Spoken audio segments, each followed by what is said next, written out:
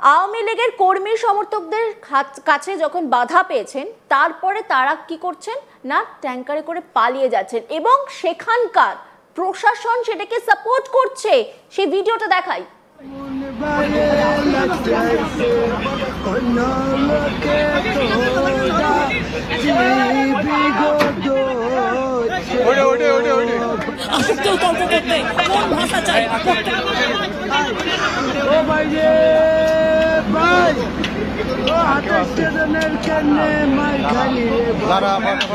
আমি তো কইয়ে আমি মানে বাজারে নেই তো ভাই আমি শোয়াইছি।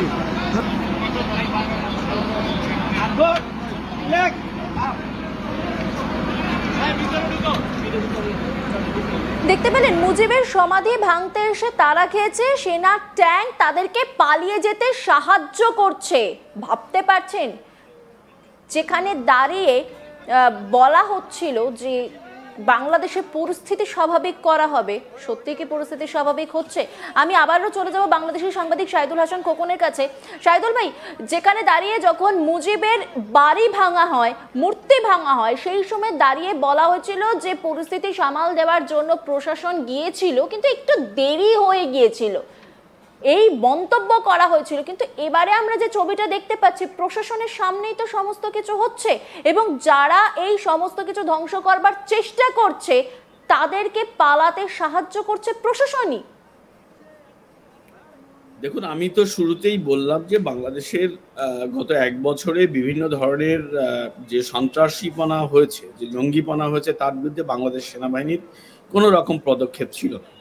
যে কারণেই বাংলাদেশের যে সূতিকাগার ৩২ নম্বর বঙ্গবন্ধুর যে বাসভবন, সেদিকে গুড়িয়ে দেওয়া সম্ভব হয়েছিল এই জঙ্গিদের পক্ষে। এবং তারা আজকে আমার কাছে এই ছবিটি দেখে মনে হচ্ছে যে তারা আসলে ইচ্ছা করেই বঙ্গবন্ধু ভবনটি গুড়িয়ে দেওয়ার সুযোগ করে দিয়েছিল এবং তারা তাদের নিরাপত্তায় বা তাদের আশ্বাসের জন্য বাংলাদেশ আওয়ামী লীগ বা তাদের নেতাকর্মীরা বসে না থাকে যে বঙ্গবন্ধুর যে সমাধিক্ষেত্র তারা সেনাবাহিনী রক্ষা করবে। বঙ্গবন্ধুর সমাধি ক্ষেত্র যদি রক্ষা করতে হয় তাহলে আওয়ামী লীগের নেতাকর্মীদের করতে হবে, এটা হলো প্রথম কথা। দ্বিতীয় কথা হচ্ছে যে দেখুন, আমি এখানে আরেকটি কথা স্পষ্ট করে বলতে চাই যে জুলাই আগস্টে তারা যে এই সেনাবাহিনী যে সন্ত্রাসীদের বিরুদ্ধে বা তখনকার তারা বলে বিপ্লবী বা আন্দোলনকারীদের বিরুদ্ধে গুলি চালায়নি। কেন চালায়নি? নিরস্ত্র মানুষের উপরে গুলি চালানো যাবে না এবং সেই সুযোগটি তারা কাজে লাগিয়ে সন্ত্রাসপনা করে তারা সে সময়কার নির্বাচিত প্রধানমন্ত্রীকে দেশছাড়া করেছিল। কিন্তু আজকে কাদের বিরুদ্ধে তারা গুলি চালালো? এরা কারা? এরাও তো সাধারণ মানুষ, তাদের হাতে তো কোনো আগ্নেয়াস্ত্র ছিল না। তাহলে কি শেখ হাসিনা যাদের বিরুদ্ধে হত্যার যে নির্দেশ দিয়েছিলেন বা শেখ হাসিনার যে জুলাই আগস্ট 2024-এ যে হত্যাকাণ্ড ঘটেছিল, তাহলে কি সেটা বৈধ? এই আজকের যে 4 জন মানুষকে খুন করলো ইউনূসের সরকার বা এই সেনাবাহিনী, তার মধ্য দিয়ে তো আমার মনে হয় যে জুলাই আগস্টের সমস্ত হত্যাকাণ্ডের বৈধতা পেয়ে গেল। আজকে যদি জুলাই আগস্টে শেখ হাসিনা বা তার সরকার গুলি করে ছাত্র আন্দোলনের নামে যে জঙ্গিরা রাস্তায় নেমেছিল তাদের হত্যা করে থাকে, সেটি তাহলে ঠিক ছিল? আজকে তো আমার কাছে সেই প্রশ্ন এসে গেছে, জাতির কাছে সেই প্রশ্ন এসে গেছে। দেখুন, বঙ্গবন্ধুর সমাধি আর বাংলাদেশ বা বঙ্গবন্ধুর ৩২ নম্বর, পুরো বাংলাদেশটাকেই তারা আক্রান্ত করে ফেলেছে। তারা এই পুরো বাংলাদেশটাকে আজকে ধ্বংস করার খেলায় লিপ্ত। এখান থেকে আরো একটা বিষয় কিন্তু একটু নজর রাখতেই হচ্ছে, যেমনটা জানতে পাচ্ছি যে একজন বাংলাদেশের জার্নালিস্টকেও কিন্তু আক্রমণের শিকার হতে হয়েছে। মানে সাধারণত বলা হয়ে থাকে যে জার্নালিস্টরা হচ্ছে চতুর্থ স্তম্ভ গণতন্ত্রের, তারাও তো সুরক্ষিত নয়। এবং হ্যাঁ, আমি গোপালগঞ্জের একজন সাংবাদিক, সেখানকার একজন সিনিয়র জার্নালিস্ট, যিনি ওখানকার ডিবিসি নিউজের একজন প্রতিনিধি এবং খুবই মেধাবী সাংবাদিক, সুব্রত সাহা বাপ্পি, তিনি গুলিতে মাথায় আঘাত পেয়েছেন এবং আমার সঙ্গে তার কথা হয়েছে, আমি কথা বলেছি। তিনি আমাকে জানিয়েছেন যে পরিস্থিতি খুবই ভয়াবহ ছিল এবং যে পরিস্থিতির মধ্যে তিনি পড়ে গিয়েছিলেন এবং সেখান থেকে তিনি গুলিবিদ্ধ হন, তার মাথায় গুলি লেগেছে, তবে তিনি আশঙ্কামুক্ত আছেন।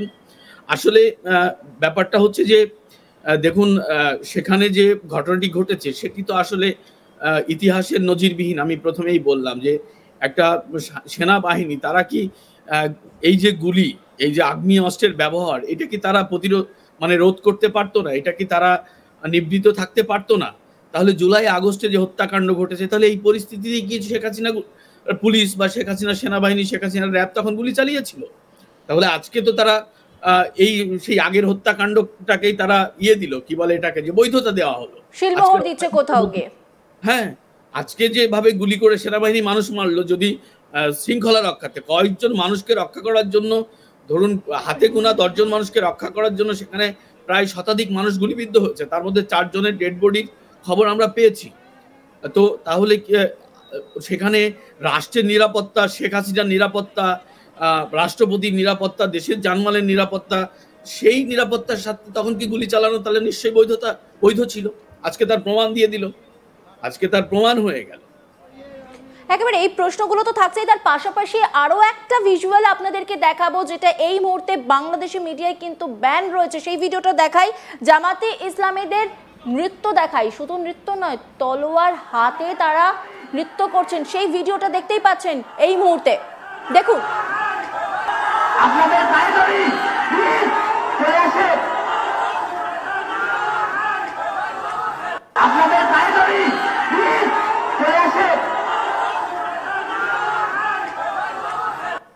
আপনাদের পায়ে ধরি, চলে আসে, আপনাদের পায়ে ধরি, চলে আসে, আপনাদের পায়ে ধরি, চলে আসে, আপনাদের পায়ে ধরি। মুজিবের সমাধি ভাঙতে আসার তাদের উল্লাস দেখুন, মুজিবের সমাধি ভাঙতে এসছে তাই তাদের উল্লাস নৃত্য, হাতে তলোয়ার, ভাবতে পারছেন কি অবস্থা। আর এরপরে সার্জিস আলম, ইউনূসের সাপোর্টার, তিনি একটি পোস্ট করেছেন, সেই পোস্টটাও আপনাদের সামনে তুলে ধরবো, দেখুন। সেই পোস্টে তিনি কি লিখছেন, গোপালগঞ্জে খুনি হাসিনার দালালেরা আমাদের উপরে আক্রমণ করেছে, পুলিশ দাঁড়িয়ে নাটক দেখছে, পিছু হটছে, আমরা যদি এখান থেকে বেঁচে ফিরি তাহলে মুজিববাদের কবর রচনা করেই ফিরবো, না হয় ফিরবো না। সারা বাংলাদেশের মানুষ গোপালগঞ্জে ছুটে আসুন, গোপালগঞ্জের বিবেকবান ছাত্র জনতা জেগে উঠুন, দালালদের কবর রচনা করার আজকেই শেষ দিন। ভাবতে পারছেন কি নোংরা পোস্ট, এবং সত্য কি মিথ্যা কি তা তো ভিডিওতেই প্রকাশ পাচ্ছে। সেখানে বলা হচ্ছে পুলিশ নাকি দাঁড়িয়েছিল, তাহলে ট্যাঙ্কে করে কাদেরকে সরিয়ে নিয়ে যাওয়া হলো, সেই প্রশ্ন তো উঠছে। কারণ খানিকক্ষণ আগে আপনাদেরকে একটা ভিডিও দেখেছিলাম যেখানে ট্যাঙ্কে করে নিয়ে যাওয়া হচ্ছে, তাদেরকে কোথাও পালাতে সাহায্য করা হচ্ছে। সত্যি কি পুলিশ একেবারে তাদেরকে সাপোর্ট করেনি? তারা যে অভিযোগটা করছে, আমি আবারও শাহিদুল ভাইয়ের কাছে চলে যাব। সার্জিসের যে পোস্ট সেটা তুলে ধরলাম শাহিদুল ভাই, সেখানে বলা হচ্ছে পুলিশ নাকি একেবারে চুপ করে দাঁড়িয়েছিল, কি বলবেন?